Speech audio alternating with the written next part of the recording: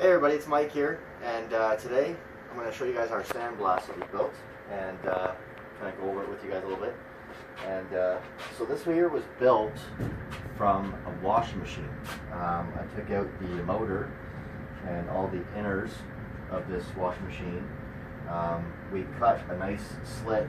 I'll show you here. We cut out the corner section of the actual washing machine to make way for our glass. This is going to be our viewing area. So what we're going to do is I did a cutout of wood to support our glass, and in behind here, as you can see, I have a piece of plastic taped on there to cover the glass to keep it from pitting. What we did here for our arms is we've cut out the holes so far, and if you guys want to know a trick, the cheapest way to get your gloves for the sandblasting cabinet is pan handling gloves. So panning for gold in the water, these are about $5 compared to $25 for your actual sandblasting gloves. And we would actually, I'm going to be building my brackets for around the outside to seal these in. But that's that. Then down here, guys, we have our sheeting. We actually used the original bowl that would hold all the gearing in for your actual motor for the actual washing machine, which I'll show you here. It's pretty heavy.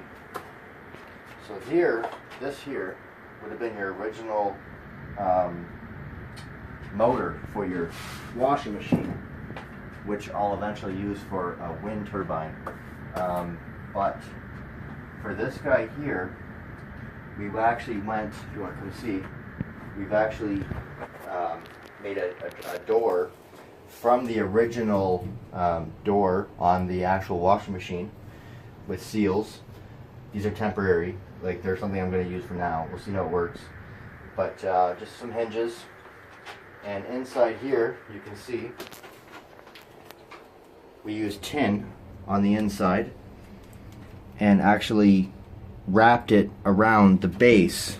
All in here is the original mounting for the motor of the washing machine, which we mounted inside. So we just grab some metal grate, some supports. I can actually fold this up when I want to access down below. Then we have the bottom where it'll strain out any rust and particles from the blasting cabinet. So down below we actually have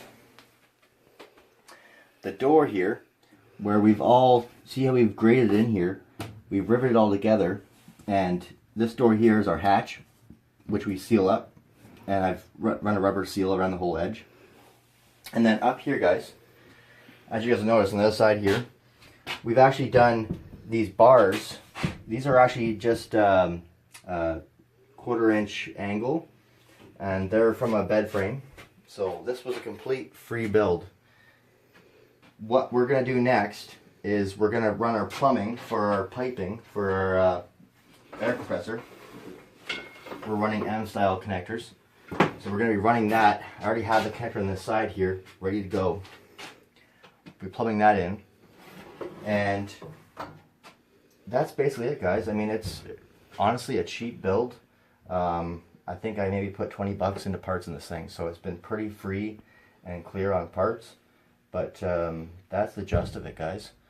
This was honestly 3/4 of it was already there for me to make. So stay tuned for some more, guys, and thanks for watching.